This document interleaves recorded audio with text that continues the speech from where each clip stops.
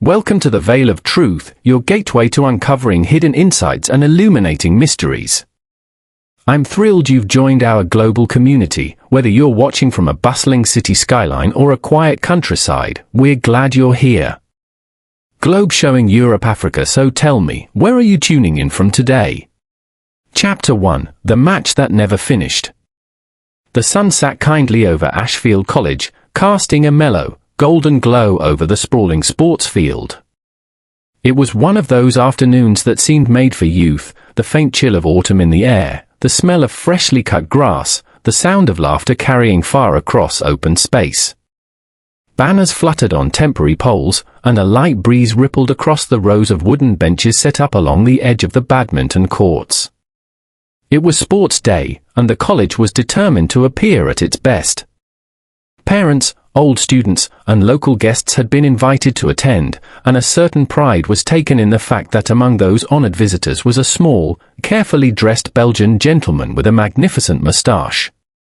Monsieur Hercule Poirot, seated near the front row with the headmaster, watched the proceedings with polite interest. Though he had never been particularly athletic, he had an unfeigned admiration for order, discipline, and rules, and sports, at least in theory, were full of all three. "You see, Monsieur Poirot," said Headmaster Lane, leaning towards him, "our students may not all be geniuses, but they have spirit. Teamwork, perseverance, respect for fair play, that is what we try to build here."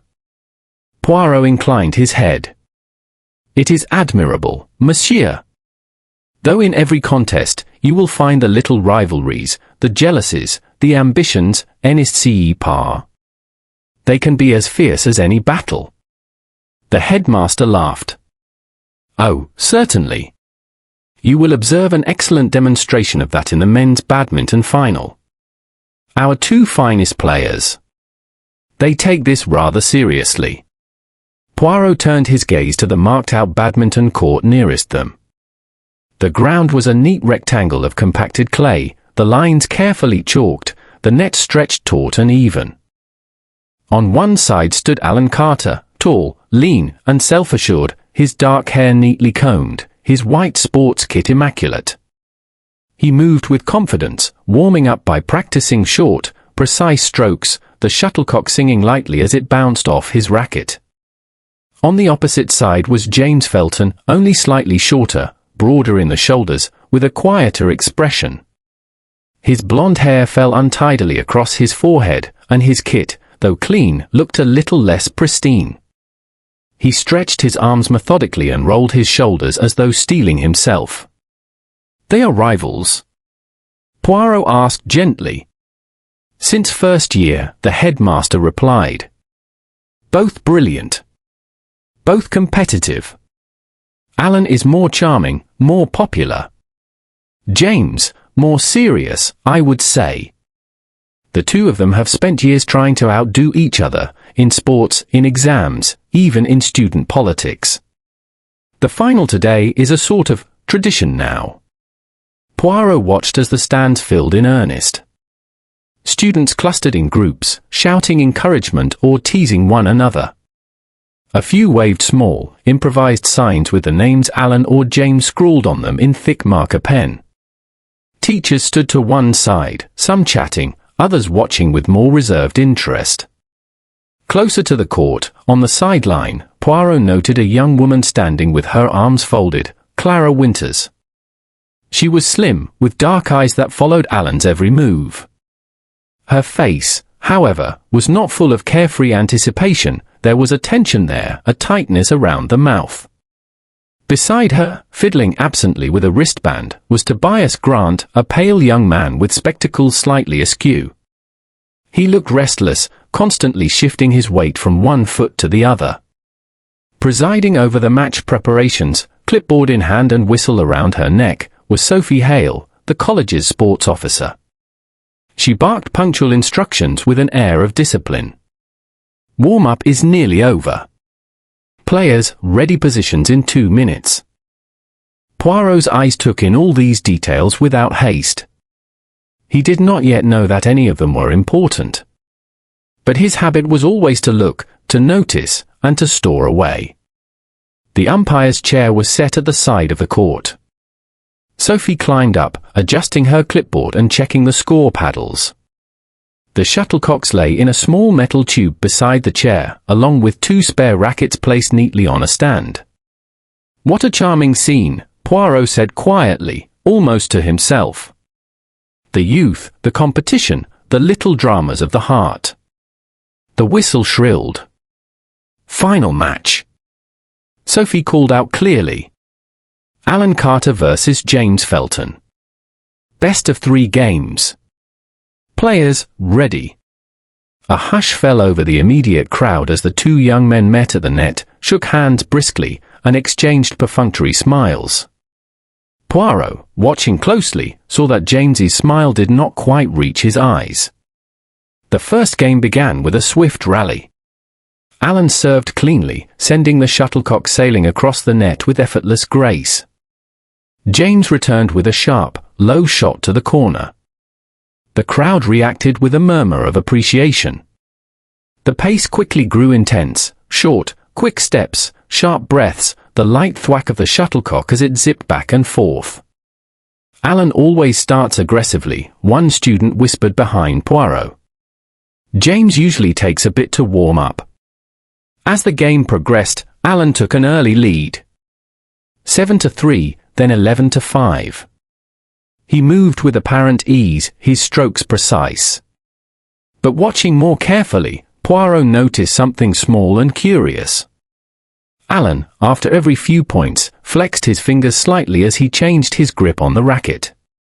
It was nothing dramatic, a subtle clenching and releasing, as though he found the handle slightly uncomfortable or his hand a little stiff. He also wiped his palm more often than James, brushing it quickly against the side of his shorts. Poirot murmured quietly. "Problem, Monsieur Poirot?" asked the headmaster, distracted. "Nothing, I am sure," Poirot replied. "Merely the fussiness of the sportsman." The first game ended 21-15 in Alan's favor, and the crowd applauded loudly. Clara clapped too, but her face did not light up. Instead, she took a step back, biting her lower lip. Tobias said something to her in a low voice that Poirot could not quite catch. Sophie marked the score decisively. Second game. Players ready. James looked more composed now, his jaw set with determination. Alan rolled his shoulders and twirled his racket in his hand, then took his stance. The second game was tighter. James began to anticipate Alan's smashes, responding with delicate drop shots and clever cross-court placements. The crowd watched with growing excitement as the score edged upward, 8-8, 12-12, 17-17. Alan, between points, seemed slightly short of breath. He frowned once, flexing his fingers again, opening and closing his hand as if easing a cramp. "Are you all right?" James asked across the net, quietly. "Fine," Alan replied shortly. "Just play." Poirot, from his seat, saw the flash of irritation in the boy's eyes. He also saw Clara turn away for a moment, pressing the back of her hand to her mouth, as though swallowing something she would rather not say. At 19-19, the tension was thick. The shuttlecock rose and fell in a flurry of strokes, high clear, sharp smash, lunging return, delicate tap at the net. Alan lunged for a backhand, landed heavily, and for a second wavered. Then he straightened, forcing a smile at the cheering spectators. "Match point," Sophie announced as Alan scored the next rally. He stood at the backline, bouncing the shuttlecock once on the racket before serving. Another tiny clench of the hand. Another small, sharp breath. Poirot's eyes did not leave his face. Alan leapt for the final smash, a powerful, graceful movement that seemed to capture all his confidence and youth in a single instant. The shuttlecock flew down with blazing speed. The point was his. The crowd began to cheer. But Alan did not straighten this time. He landed, staggered a step, then crumpled forward onto the clay court. For a heartbeat, no one moved. It was as if the entire field had frozen around that small, collapsed figure in white. Then the cries began. "Alan! What's happened? Get the nurse!" The sports instructor and several students rushed onto the court. Clara's scream rang out above the others, raw and desperate. James stood rooted to the spot, his racket hanging uselessly at his side, his eyes wide with shock. Poirot rose to his feet, his expression grave, and walked toward the court. The crowd parted for him with that instinctive respect people give to someone who appears very calm in a moment of panic. Alan lay face down, one arm twisted beneath him, the racket still near his hand. A student rolled him gently onto his back. His eyes were open, but there was something terribly wrong in their stillness. "Stand back, please," the nurse said, kneeling by his side, fingers searching for a pulse. Poirot watched her silently. After only a few seconds, he knew the answer from her face. The nurse looked up at the headmaster, her own features pale. He's gone," she whispered. A shocked murmur traveled through the crowd like a wave. Poirot knelt very slightly, just enough to look more closely at the young man's face, at the faint discoloration around his lips, at the uneasy stillness of his chest. His gaze slid to the hand still loosely curved as though around the racket handle. He spoke softly, but clearly enough for those nearby to hear. "This is no simple collapse from exhaustion," he said. "No twisted ankle, no overstraining of the heart. None. This young man," Poirot's eyes darkened. "He is dead. And I fear he has not died a natural death." Chapter 2: Suspects Among Friends. The announcement of Alan Carter's death fell upon Ashfield College like an unseen winter. In the space of a single moment, childish excitement curdled into something darker, confusion, fear, and a quiet disbelief that refused to leave the air. Teachers hurried to disperse the crowds, though whispers still swirled like leaves around a courtyard drain. Students gathered in tight clusters, heads bent together, trading dramatic theories, or simply staring at the now silent badminton court where the afternoon's cheer had died. Headmaster Lane, his face drained of colour, approached Poirot with visible agitation. "Monsieur Poirot, I hardly know what to say. The police, of course, must be called at once. But before they arrive, if there is anything you might observe, anything at all, it would be of great assistance." Poirot inclined his head. "You do well, Monsieur le Directeur, to act with speed.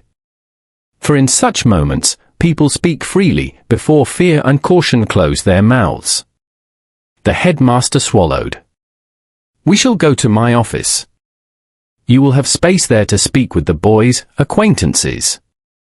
Poirot did not immediately follow. Instead, his eyes travelled over the scene. James Felton sat alone on a bench, elbows on knees, head bowed. The racket lay on the ground beside him, abandoned. Clara Winters stood several paces away, still staring at the spot where Alan had fallen, her frozen expression resembling shock's quieter cousin, resignation, perhaps, or disbelief. One could not tell. Tobias Grant hovered uncertainly near her, as though compelled to remain close and yet reluctant to speak. Only Sophie Hale had resumed action, briskly sorting through equipment, her jaw set, the clipboard clutched firmly in her hand. Yet, in the tightness of her shoulders, Poirot read tension. "Yes," Poirot murmured. "Already the little tableau of human nature reveals itself." Inside the headmaster's office, the curtains had been drawn halfway, muting the cheerful sunlight from the quad. The room smelled of old paper, wood polish, and a faint trace of pipe smoke from yesterday's parent visit. Poirot stood by the window, glancing occasionally at the sports field below. Headmaster Lane returned moments later, his voice taut. "The police are on their way. Inspector Bell has been assigned, he is capable, fortunately." Poirot nodded politely. "You should ask that certain persons not leave the grounds." "Already done. I have asked Clara Winters, James Felton, Tobias Grant, Sophie Hale, and the sports nurse to remain nearby. Very good. Let us begin, then. The smallest details matter most before memory begins to change its color. There was a soft knock at the door. Headmaster Lane straightened. Send in Miss Winters. Clara Winters entered with slow steps. She was pale, though not from tears. Her hands shook faintly as she lowered herself into the chair opposite Poirot. I don't understand, she whispered. Alan was healthy. He trained every day. There was no reason for this, there couldn't be. Poirot observed her quietly before speaking. Mademoiselle, forgive me, but you and Monsieur Carter, you were close, yes. Clara hesitated, glancing at the headmaster, then nodded. We were, together. At least, people said so. Alan had a way of making everything public. Yet you do not speak as though the affection was at its height, Poirot noted gently. When one sees the shock, the grief, the incredulity, these things are familiar. But you, mademoiselle, you observed. You thought. Clara's eyes flickered. Alan was not always easy. He liked winning more than anything. He liked being admired. And he liked having power over people. Power in what way? She drew a shaky breath. He threatened to ruin Tobias over a thesis report.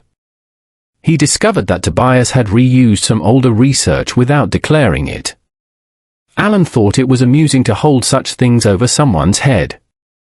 Poirot made a small note, not of the plagiarism, but of the quiet bitterness in Clara's voice. Did you quarrel with him recently? Clara's gaze dropped to her lap. Yes. 3 days ago. It was ugly. Poirot waited. He said if I didn't support him during the student elections, he would make sure Tobias was reported to the committee and barred from the internship he wanted. I told him he had no right to use people like that. And how did he respond? With a smile, she whispered. Alan always smiled. That made it worse. Poirot regarded her for a long moment. Merci, mademoiselle. You may go for now. Clara nodded and left without another word. Next came James Felton. He entered stiffly, the athletic confidence stripped from him. His fingers curled around the chair edge as though gripping a racket still. Monsieur Felton, Poirot began with a mild tone, you were the last to speak to Alan Carter before his collapse, were you not? Yes, James replied. I asked if he was all right. His hand kept cramping. I thought he might be injured. You two were rivals. A faint, humorless smile. Everyone knew that. But rivalry, monsieur, comes in many shades. Was it rivalry of respect, or rivalry of hatred? James exhaled sharply. I never hated him. I just wanted to beat him. Once. Properly. Without excuses. Poirot nodded. And today you were close. James's eyes darkened. Yes. Closer than any other year. Then his collapse, as tragic as it is, comes at a moment when you were poised for your triumph. Some would find that inconvenient. James stiffened. Are you accusing me? Poirot raised one hand placatingly. Non. I accuse no one. I merely observe facts. It is for you to decide whether they wound the conscience. James sagged, rubbing his forehead. I didn't poison him. I didn't even touch his equipment. Sophie brought out the rackets before the match. I never handled Alan's. Poirot stored the detail away like a coin in a drawer. You may go, Monsieur Felton. Tobias Grant entered next, slouched, anxious, spectacles slipping down his nose. His eyes darted to Poirot, then to the headmaster, as if calculating escape routes. Monsieur Grant, Poirot said, "Your roommate has died." The word struck Tobias like a physical blow. He swallowed. "I know. It doesn't seem real. You and Alan were friends, yes." Tobias winced. Roommates, not friends. Alan wasn't really friend material. And yet you stood near Clara during the match. Concerned for her? Tobias blinked. She was crying. I couldn't just ignore her. Poirot did not smile, but his eyes glimmered. A kind heart, a dangerous possession near ambition. Tobias pressed his lips together. Alan had dirt on everyone. He liked to threaten. It made him feel untouchable. So you also had reason to resent him. Tobias closed his eyes briefly. Resentment is not murder. Poirot inclined his head. Quite so. Thank you. Sophie Hale entered last, still holding her clipboard as if it were both shield and identity. You were overseeing the match, Poirot stated. Yes, she said briskly. It is my duty. You selected the rackets. Yes. You supervised the equipment. Yes. You handled the shuttlecocks? Her jaw tightened. Of course. Poirot watched her steadily. Then you, mademoiselle, know that in sports, as in life, fairness relies upon vigilance. Sophie's eyes did not waver. I run things properly. Nothing irregular happened today. Poirot said nothing for a moment, then nodded. Bon. That will be all, for now. When she had gone, Headmaster Lane let out a long breath. Dear God. They all have motives. Poirot turned toward the window once more, hands clasped behind his back. Motive, monsieur, is a most plentiful thing in human life. But means and opportunity those are more delicate flowers. We must cultivate them with care.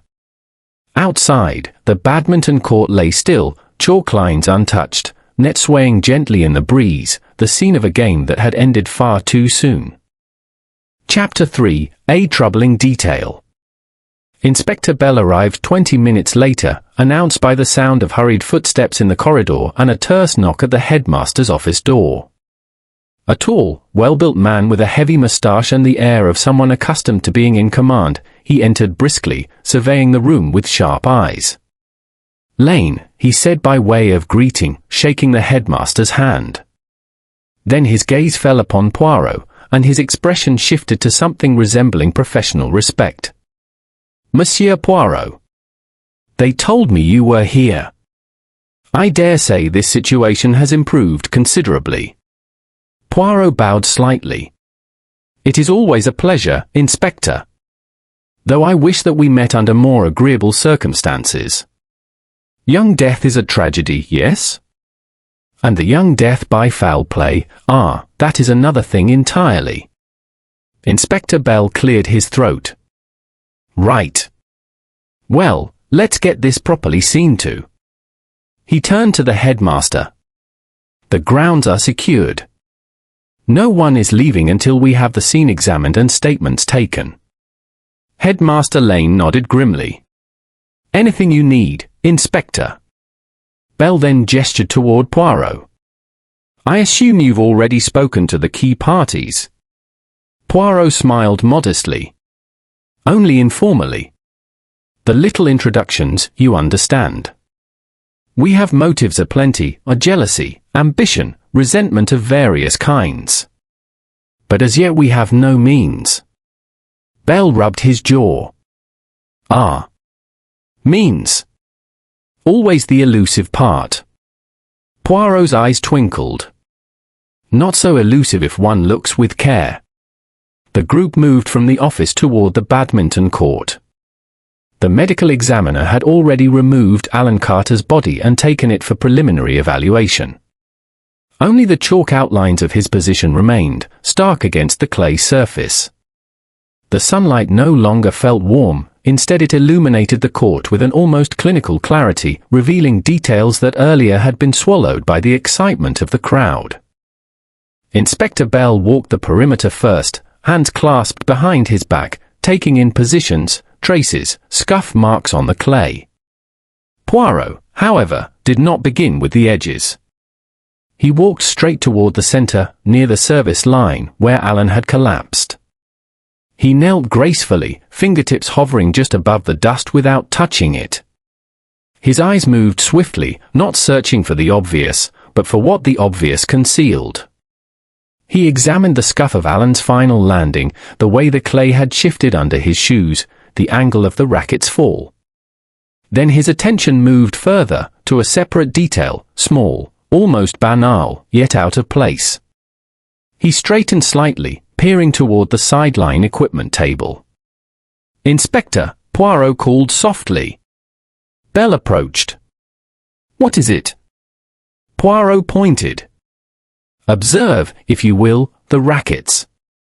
2 rackets lay on the equipment stand, one belonging to Alan, the other to James. From a distance, they appeared identical, neat, ordinary instruments of sport. But Poirot never accepted the surface as truth. He lifted a handkerchief and, using it to avoid contact, picked up Alan's racket carefully by the frame and held it up to the light. "Notice anything curious?" he asked. Bell leaned closer. "The grip looks darker." "Sweaty, perhaps?" Poirot shook his head. "Sweat discolors in patches, irregular, smudged. But here, the discoloration forms a thin band, even, consistent, as though a substance has been applied along the handle before the match." Bell frowned. "Applied? What kind of substance?" Poirot lowered the racket, examining the edge where the grip wrapped beneath. "Something soluble, I think. Something that transfers easily to the hand under pressure." Inspector Bell whistled softly. "Poison through contact." "Precisely," Poirot finished. "It would produce no taste, no scent. And once absorbed through the skin, especially if combined with perspiration, it could travel swiftly into the bloodstream. The repeated gripping of the racket ensures absorption. And from what I observed, Alan clenched his hand often, as though discomfort had already begun." Bell looked grim. "That suggests planning. Not a spur-of-the-moment act." Poirot's moustache twitched. "Murder rarely tolerates haste." Bell's attention shifted to the shuttlecocks, arranged neatly in their metal tube. "Could there have been something there as well?" Poirot nodded approvingly. "You think well, Inspector." For the shuttlecock strikes the handle repeatedly. If one wished to ensure contact, one could do so through the shuttlecock's base. An irritant might enhance absorption. Bell ordered the shuttlecocks collected for analysis. As officers worked, Poirot walked to the metal railing that separated the court from the viewing benches. He looked down at the clay floor.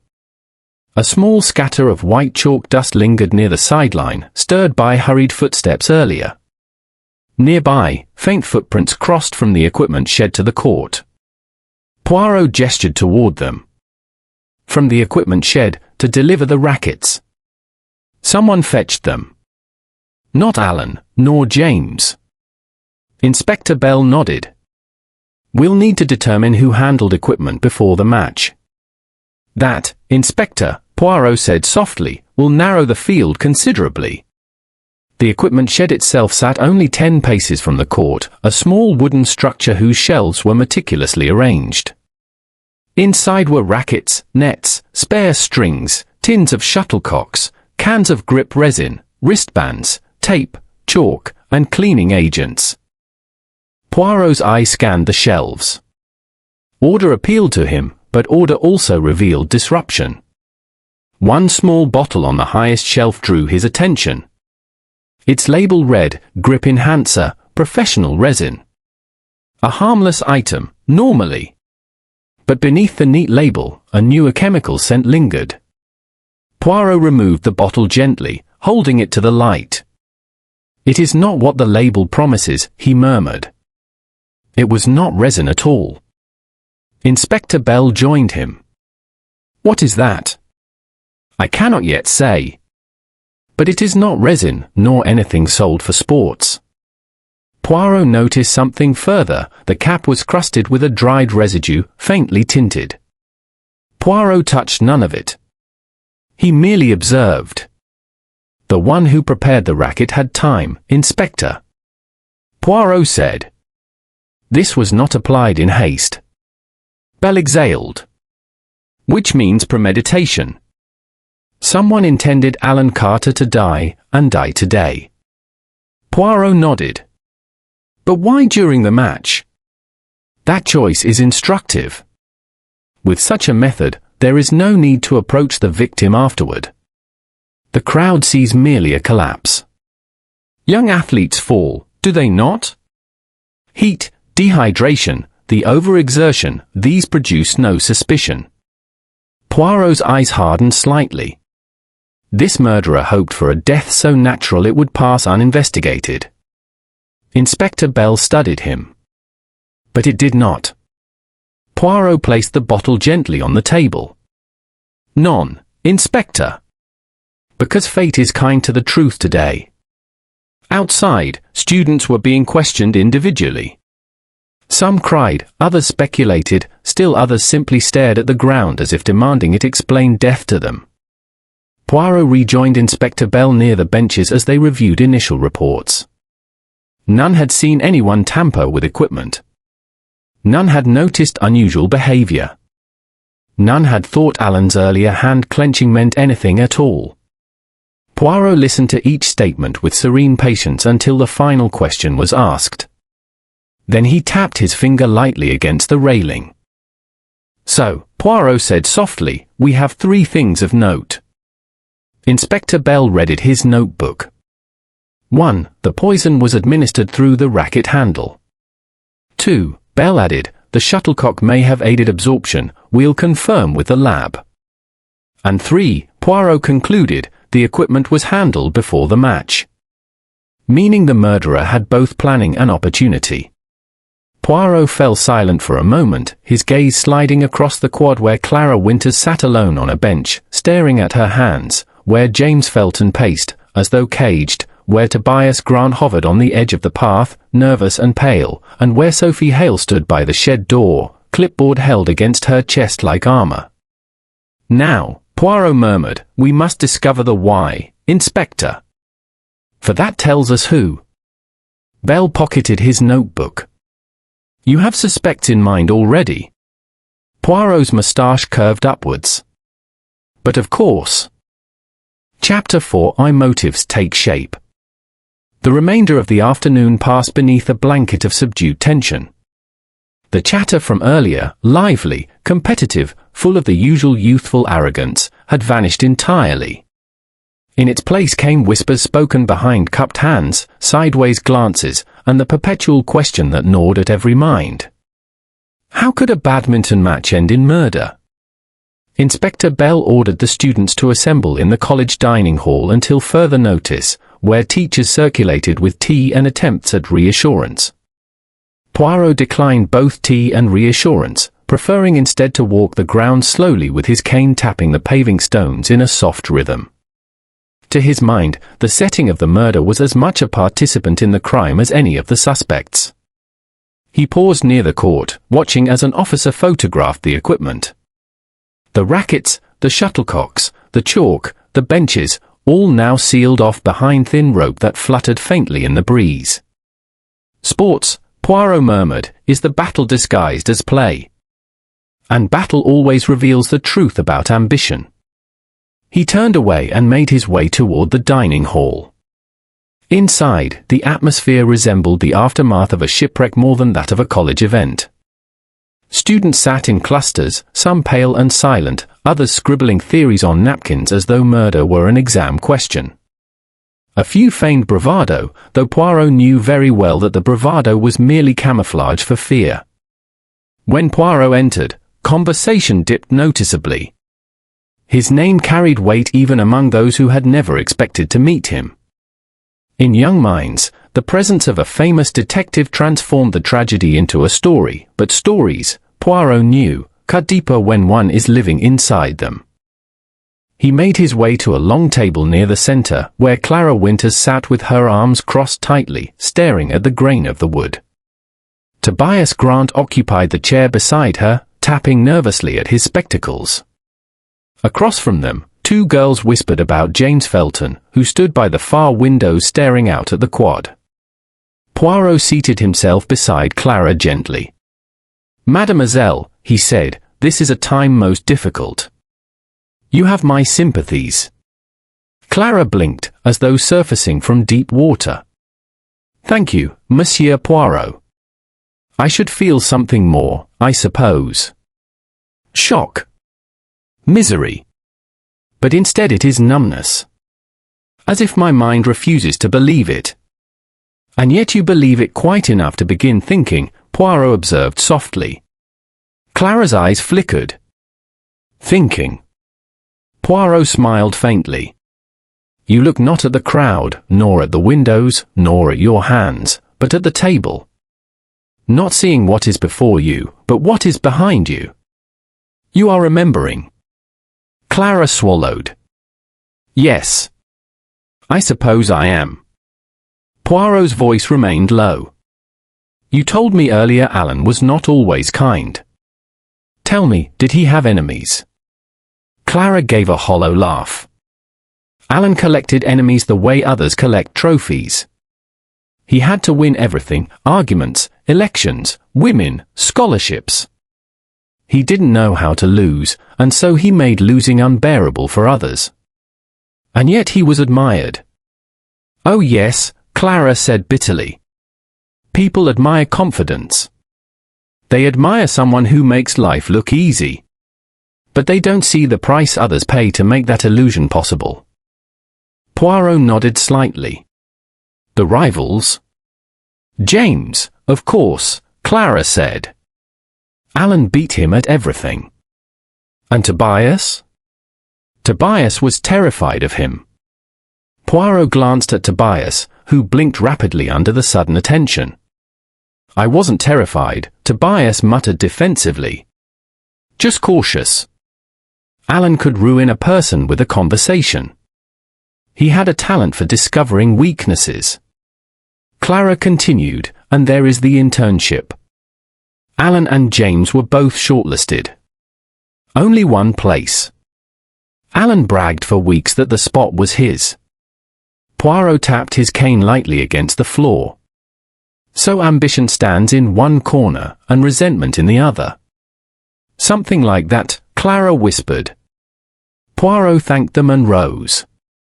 He crossed the hall to the far window, where James Felton stood. James's reflection in the glass gave him a gaunt appearance, a young man with the posture of someone older, burdened by something no one else could see. Poirot joined him without announcement. "The view," Poirot said mildly, "offers no answer to what troubles you, Monsieur Felton." James did not turn his head. "I know. But it is quieter than the questions." Poirot let a brief silence settle. "You played well today," Poirot observed. "Perhaps better than you have ever played." James's hands tightened against the windowsill. "I trained for this. I wanted that win so badly. Not for the trophy, for myself. To prove, well, I'm not even sure now." "And had Alan lived, did you expect to win?" James hesitated. "I could have. He was tiring. His hand was cramping. For once, I had the advantage. Then he collapsed." Poirot watched James closely. "And what do you feel now?" James's voice dropped. "A strange thing. Relief that I finally had him cornered, mixed with horror that the victory means nothing now. It's ugly." Poirot nodded thoughtfully. "Truth often is. Yet it is necessary." James finally turned, meeting Poirot's gaze directly. "You think I killed him?" Poirot raised both hands gently. "I think nothing," Monsieur. I observe everything. And I find this: rivalry is fertile soil for motive, but motive alone does not make a murderer. James exhaled, some of the tension leaving his shoulders. I didn't touch his racket. Sophie brought them. Ask her. Poirot's brow lifted slightly at the name. A short while later, Poirot found Sophie Hale in the staff corridor outside the equipment shed, clipboard still in hand. She appeared as disciplined as ever, though the skin beneath her eyes betrayed fatigue not yet acknowledged. Sophie Hale, Poirot greeted with a slight bow, the keeper of order. Sophie managed a stiff smile. I try. Not much order today, I'm afraid. Poirot's moustache twitched gently. Order exists even in chaos, mademoiselle. One must simply adjust one's viewing angle. Sophie raised an eyebrow. I suppose that is how detectives operate. Also sports officials, Poirot countered pleasantly. You oversaw equipment today? Yes. I always do. I checked the rackets, arranged the spare grips, inspected the shuttlecocks. Everything was standard. Poirot studied her posture. You are fond of rules. Rules are what make competition fair, Sophie insisted. Without rules, sport becomes pointless. Poirot nodded. And fairness is something you hold dear. Sophie's jaw tightened. Very dear. Poirot let silence linger just long enough to sharpen the air between them. Miss Hale, he continued softly, Alan Carter, was he a fair player? Sophie looked away. Fair? No. He was talented, charming, competitive, but not fair. He argued every call, challenged every judgment. If he could win by bending the rules, he would. It frustrated me for years. Poirot cocked his head slightly. Yet you administered his matches. It was my job. And your job also gave you access. To a lot of things, she said pointedly. But access isn't motive. And motive isn't proof. Poirot felt a flicker of amusement. Quite so, mademoiselle. You speak almost like a detective. Sophie crossed her arms. I speak like someone who knows I'll be suspected. I handled equipment. I had authority. And I disliked him. It sounds terribly convenient, doesn't it? Poirot offered no answer. Convenience, he knew, was often the most dangerous of masks, either because it hid the murderer well, or because it made the innocent look guilty. By evening, the preliminary medical report returned. Inspector Bell found Poirot on the quad and handed him the sheet. Absorption poisoning confirmed, Bell summarized. Fast-acting compound affecting the nervous system. No ingestion. No needle marks. No inhalation. Poirot read, eyes narrowing. Contact-based, water-soluble, activated by friction and sweat. It aligns with our theory of the racket handle. Bell folded his arms. That means one thing: whoever killed him planned this in detail. And probably practiced. Poirot stared once more at the silent court, now dim in the fading light. Oh yes, he murmured. This is not an angry impulse. This is a cold and patient hand. And such hands do not kill without reason. He turned toward the dining hall, where voices murmured and youthful faces wrestled with fear.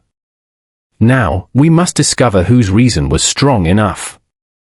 Chapter 5, The Shuttlecock Clue. Night fell over Ashfield College with a reluctance one might have mistaken for dread.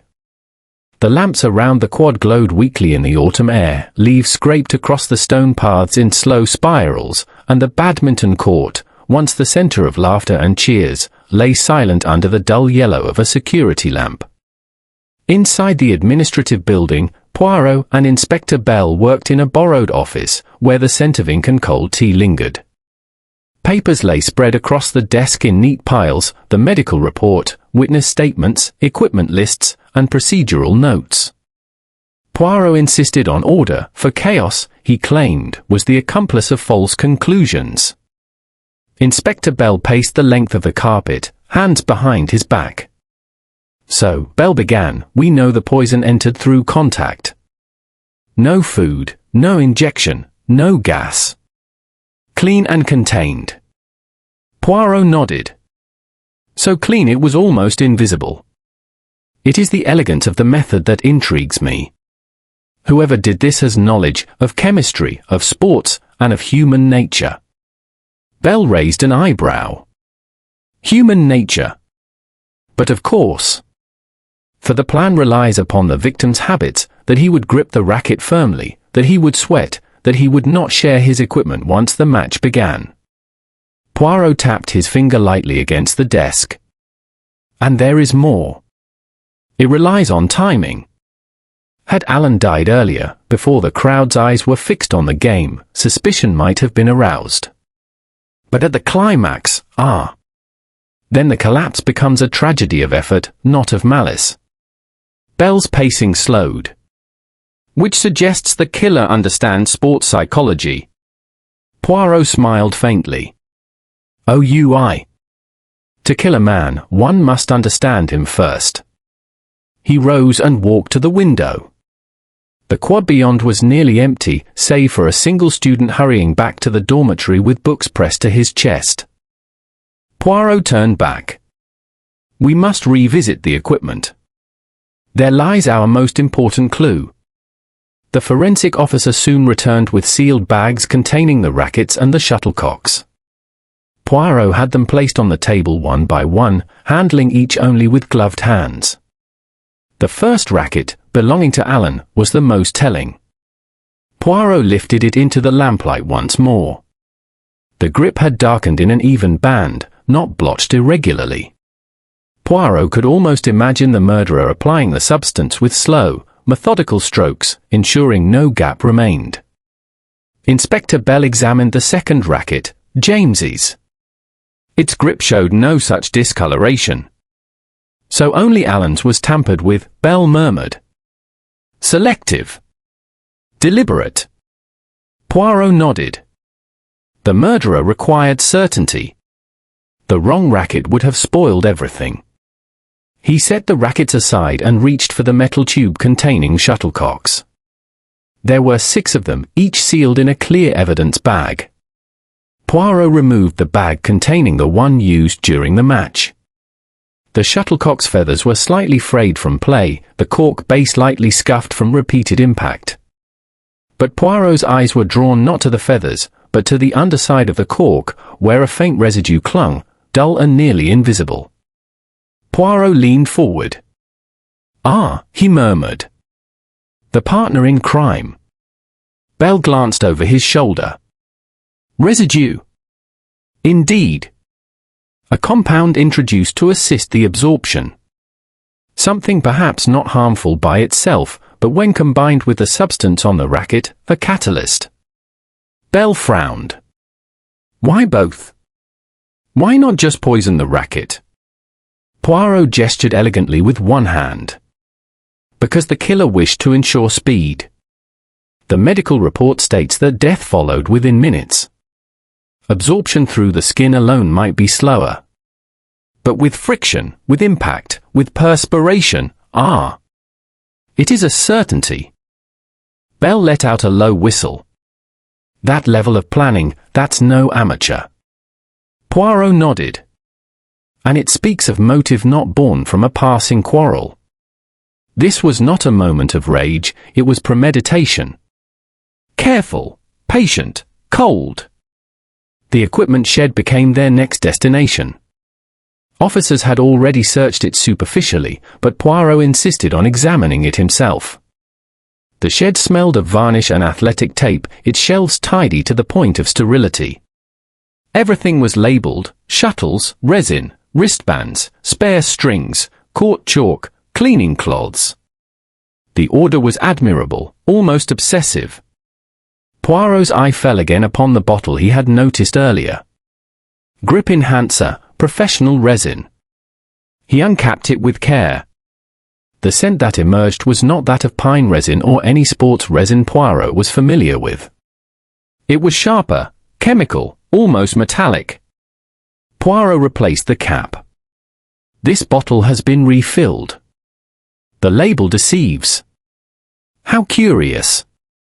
Bell examined the shelves. Who had access to this shed? Poirot ticked off names with visible precision. Sophie Hale, by authority. She oversees equipment. Tobias Grant, who assisted often with setup. And occasionally James Felton, who helped during tournaments. Bell raised his eyebrows. Clara. Poirot shook his head. No. Mademoiselle Winters has no role here. Her world intersects Alan's in other ways, personally, emotionally, romantically perhaps. But not in this temple of fairness and order. Bell chuckled at the phrase despite himself. Poirot then examined the storage register, a notebook recording withdrawals and returns of equipment. A neat column of dates, signatures, and quantities. But Poirot frowned. Note, Inspector. The register shows 2 shuttle tubes checked out for the finals. Bell nodded. Yes, 6 shuttles per tube. Standard. Poirot tapped the page. But look, 1 tube was returned promptly. The other is not signed back. Bell leaned closer. Meaning? Poirot closed the notebook. Meaning that 1 tube remains unaccounted for. And if that tube contained the tampered shuttlecock before the match, it was returned only after its purpose was served. Bell exhaled. So the killer prepared in advance. Brought the poisoned shuttles in a separate tube, ensured 1 was used, then quietly removed the evidence. Poirot inclined his head. Just so. And now we must ask ourselves, who would be comfortable enough in this shed to perform such a swap? Who could walk in unquestioned? Bell answered before Poirot could speak. Sophie Hale. Poirot's brow lifted. Logically, yes. But remember, logic is not truth. A murderer may hide behind their role. Or a murderer may rely upon suspicion to fall upon another. Poirot gestured around the shed. Also consider Tobias. He spent many hours assisting here. And what of James? He played for the team for 3 years and prepared equipment on several occasions. Bell rubbed his chin. So all 3 had means. Poirot smiled thinly. Correct. But motive is the sculptor of truth. Later that night, Poirot took a seat beneath the lamplight of the quad, where the badminton net still swayed faintly. Students had long since been escorted to their dormitories. The college slept uneasily. Poirot watched the empty court and thought of the invisible war between young ambitions. In such contests, the losses seldom ended with the final whistle. And sometimes, they demanded payment by other means. He tapped his cane lightly against the ground. 1 shuttlecock, he murmured to himself. 1 racket. 1 death. Poirot's eyes narrowed. And 3 who stood to gain, each in different currency. For Poirot understood something now. In murder, gain is not always money. Sometimes it is victory. Sometimes survival. Sometimes justice, twisted into something unrecognizable. And in Ashfield College, all 3 motives were in plentiful supply. Chapter 6, Truth Beneath Control. Morning arrived at Ashfield College with an uneasy quietness that no sunshine could dispel. There were no clusters of students laughing on their way to lectures, no lively chatter spilling across the quad. Most had been instructed to remain indoors until the investigation progressed. The campus, built for learning and youth, now vibrated with the subdued tension of suspicion. Poirot walked with Inspector Bell toward the administrative building, his cane tapping rhythmically against the stone path.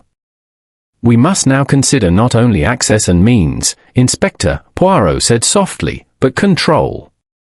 For murder of this sort requires control, control of tools, control of timing, and above all, control of appearances." Bell grunted.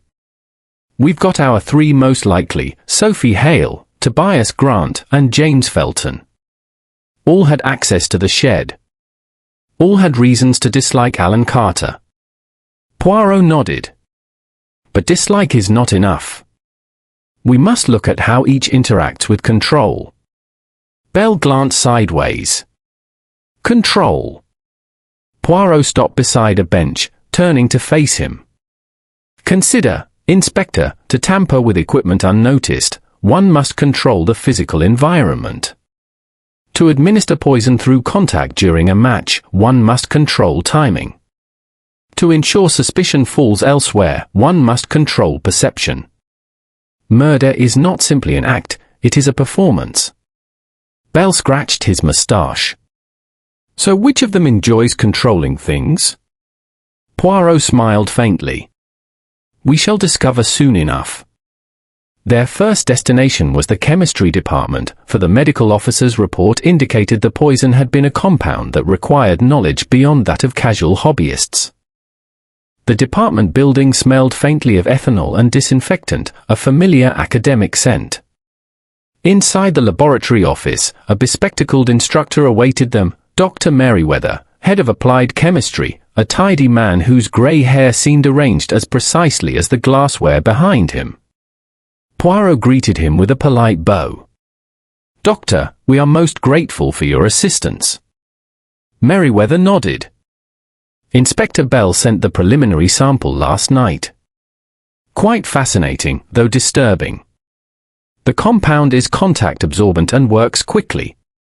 It is not commercially available for civilian use." Bell's eyebrows rose.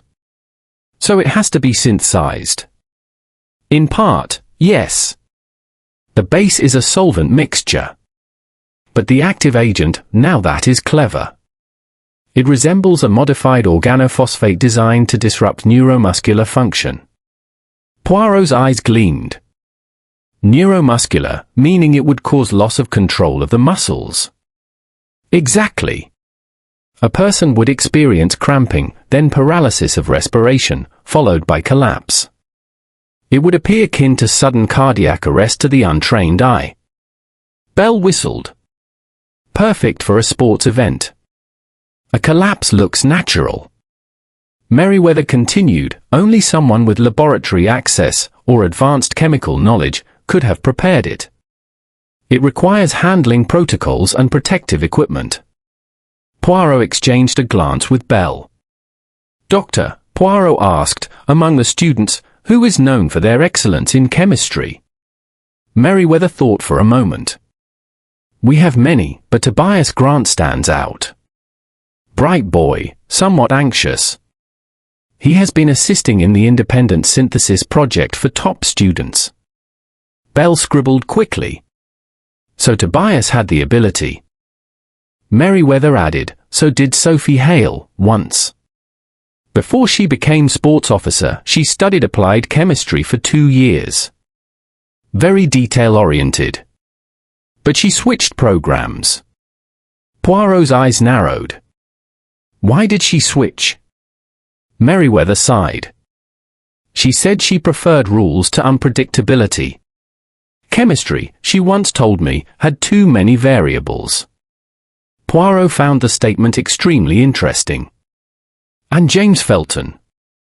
Bell asked. "James? No. Brilliant athlete. Poor chemist." The web tightened. Upon leaving the building, Poirot paused beneath the archway, adjusting his tie.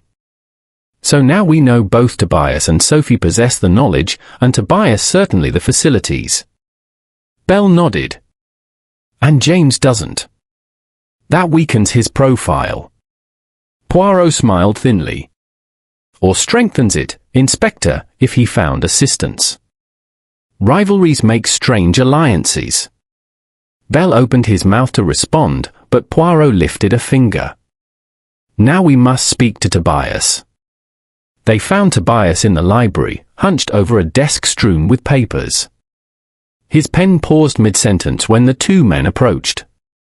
Tobias Grant, Poirot said, a moment of your time, if you please. Tobias swallowed and nodded. Poirot took a seat opposite him. Tell me, Monsieur Grant, what did Alan Carter hold over you? Tobias's face paled. I didn't kill him. Poirot waved a hand gently. We are not yet speaking of guilt. Only of tension. You see, guilt must be approached in stages. First motive, then means, then opportunity. Tobias's voice wavered but held. Alan found out I used data from an old senior thesis in my own project. I only wanted to compare trends. It wasn't copying. But he threatened to report it as plagiarism unless I supported him in the student elections. Bell snorted. Blackmail by scholarship. What a charming boy. Tobias clenched his hands. I wasn't going to help him ruin James either. He wanted that internship so badly he'd set fire to the whole department if it got in his way. Poirot leaned forward. Tell me, would you kill to stop him from ruining you? Tobias hesitated. His eyes glistened at fear? Shame? Something else? No, he whispered. I'm not that strong. Alan crushed people. I just tried to survive. Poirot studied him for a long moment. And your laboratory work?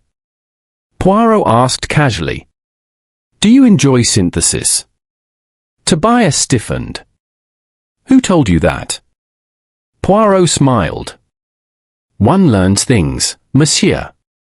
Tobias rubbed his temples. Yes, I synthesize compounds. Legally. Under supervision. I want to do research.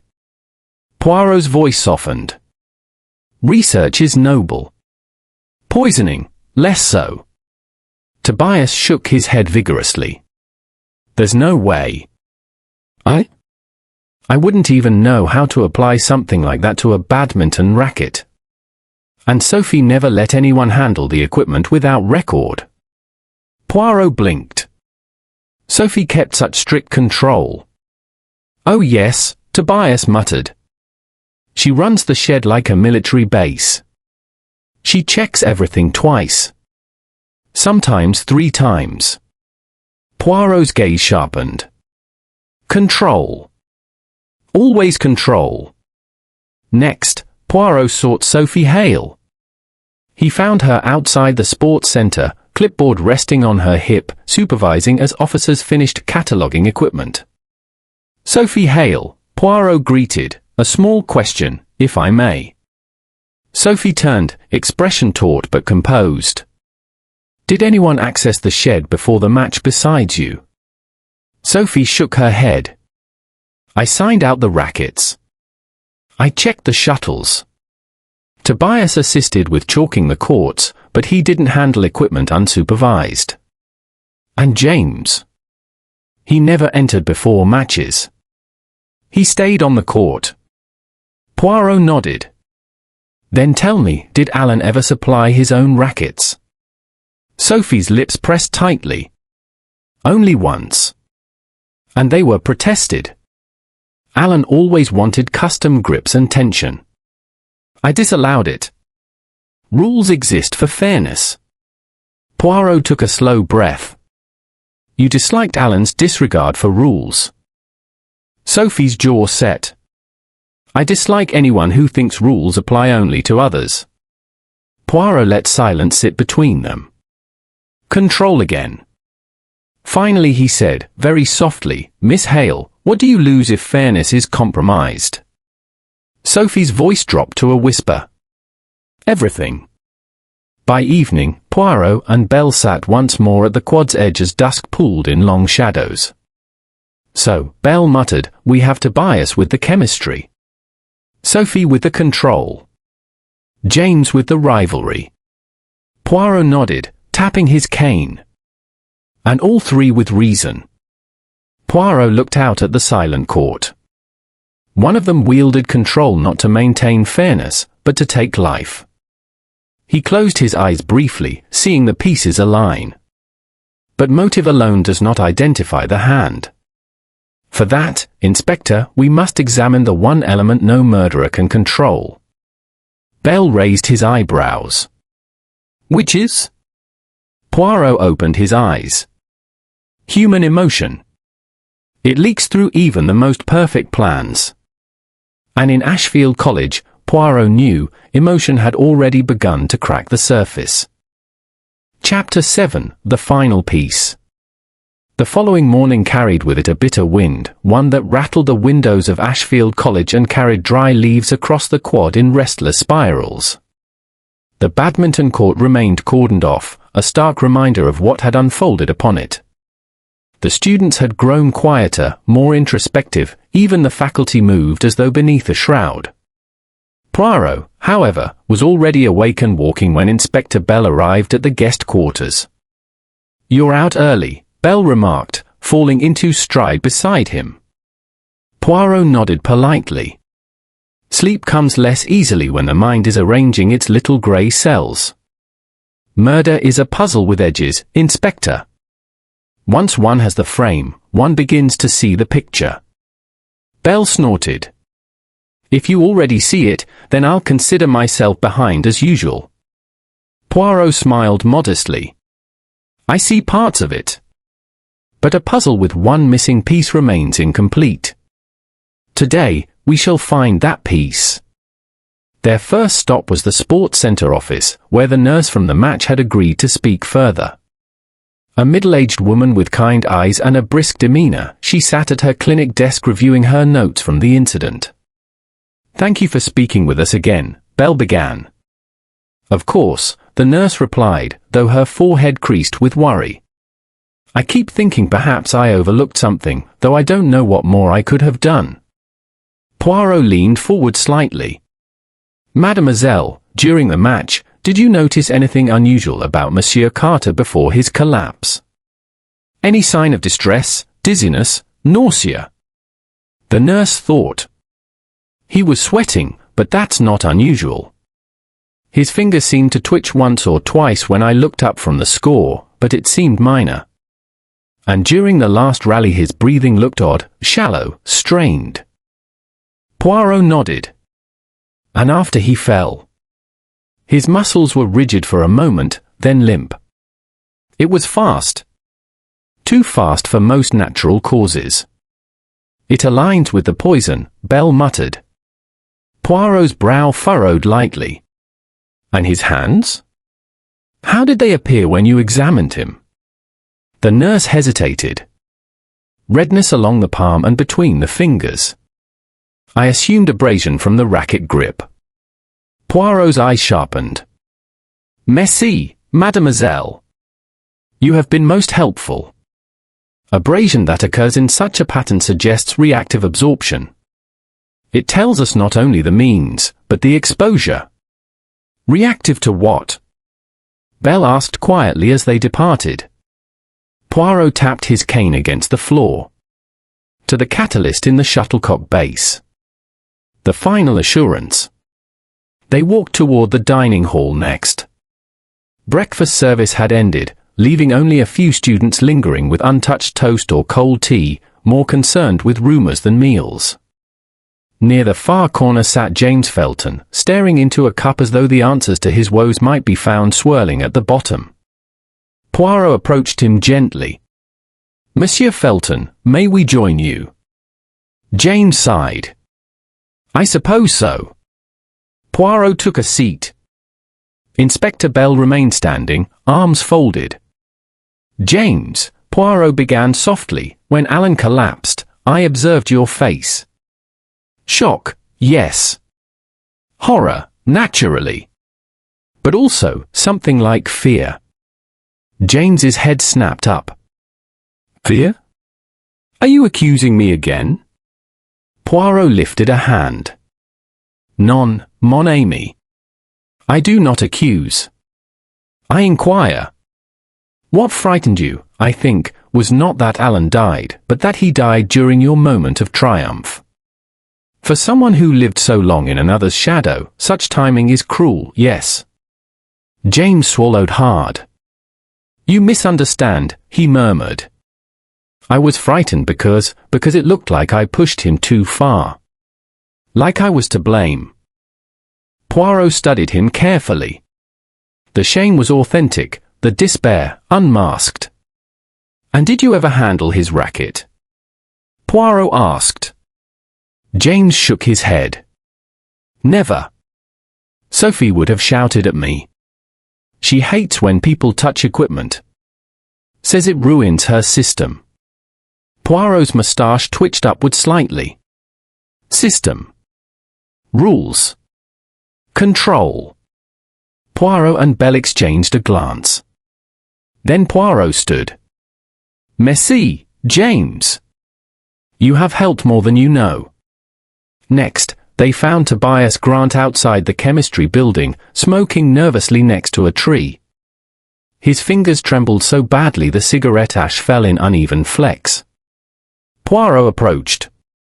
It is a bad habit for the young lungs, monsieur. Tobias snorted weakly. Feels like the least of the college's health problems right now. Poirot chuckled softly. Indeed. Tell me, Tobias, you said yesterday you would not know how to apply a compound to a racket handle. Tobias flinched. I meant that Sophie handles all the rackets. She cleans them before matches. Polishes the grips. Checks for wear. I've assisted, but never with chemicals. Poirot's eyes narrowed. Polishes? With what? Tobias shrugged. Grip resin. Or cleaning solution. Depends on where. Poirot stared at the student for several seconds, then nodded once and departed without further questioning. Bell followed him. What was that about? To polish is to apply, Poirot murmured. And if the chemical were introduced under the guise of cleaning, who would suspect? People trust routine. Then came Sophie Hale. They found her in the shed doorway, clipboard in hand, speaking to two officers cataloguing equipment. She dismissed them with a curt instruction before turning to face Poirot and Bell. Something new, she asked. Poirot observed her for a long moment before responding. Perhaps. Tell me, Miss Hale, before the match, did you clean the rackets? She lifted her chin. Of course. I always do. Alan insists on chalking his hands, and that residue ruins grips. I clean them each time. Poirot's voice softened. Then you held the very racket that killed him. Sophie stared at him, eyes unwavering. Are you accusing me now, Monsieur Poirot? Poirot remained still. I am stating facts. Sophie exhaled slowly. I cleaned it. I checked it. I strung the net. I chalked the lines. As I do for every match. It is called preparation. Not murder. Poirot studied her posture, rigid, controlled, defensive, not from guilt perhaps, but from habit. And the shuttlecocks? Poirot asked. I inspected them for weight irregularities. That's standard. Poirot's gaze sharpened. And did you notice one shuttle heavier than the others? A flicker, small, fleeting, but real, passed through Sophie's eyes. So you did, Poirot murmured. Sophie's jaw clenched. If there was a discrepancy, I would have corrected it. Poirot did not answer. Instead he walked slowly into the shed, glancing along the meticulous shelves, the labelled drawers, the polished surfaces. Then he saw it, a faint smear of residue on the edge of the cleaning cloth bin. Not resin. Not solvent. Something else. Poirot bent closer. Aha. Bell approached. What do you see? Poirot straightened. The murderer did not account for everything. His voice grew low and certain. They rarely do. The small details, they betray, Inspector. Poirot closed the shed door behind him and addressed Bell in a quiet tone. It is time to gather everyone. For now, I know who applied the poison. And more importantly, he tapped his temple with a fingertip. I know why. Bell's eyes widened. You've solved it. Poirot nodded. Mais oui, Inspector. The picture is clear. Now comes the telling, and the truth is the final piece. Chapter 8, Poirot Speaks. The college auditorium was silent when the students and staff filed in at Inspector Bell's request. The walls, once adorned with posters for debates, concerts, and sports festivals, now seemed to close in with solemn gravity. The stage had been cleared, leaving a lone table and several chairs. At the center sat Hercule Poirot, immaculate as ever, his hands folded neatly, his moustache prepared for the solemnity of truth. Inspector Bell stood at his side, watchful, while Headmaster Lane hovered anxiously near the front. Clara Winters, Tobias Grant, James Felton, and Sophie Hale occupied the first row, each marked by differing shades of dread, confusion, or indignation. Poirot rose as Inspector Bell called for quiet. Mesdames and Messieurs, Poirot began, his voice calm yet resonant, we are gathered not to condemn, but to illuminate. For murder flourishes in the shadows, and so we bring to it the light. There was an uneasy rustle among the audience. Poirot continued, pacing slowly as he spoke. A young man is dead. Monsieur Alan Carter collapsed during the height of a badminton match, an event so ordinary, so spirited, that none suspected foul play. Indeed, that was the murderer's intention, a death masked as exertion. Poirot paused for effect. The poison did not enter the body through food, nor through drink, nor through the air. It entered through the skin, via the handle of the badminton racket. There were murmurs, gasps. Tobias stiffened, James swallowed, Sophie's eyes narrowed. Poirot raised a hand. The poison itself was no simple toxin. It was a compound requiring chemical knowledge to synthesize, knowledge that only a few at Ashfield College possessed. Inspector Bell added gruffly, the medical report confirms neuromuscular collapse from a modified organophosphate. Fast-acting. Deadly. Poirot resumed.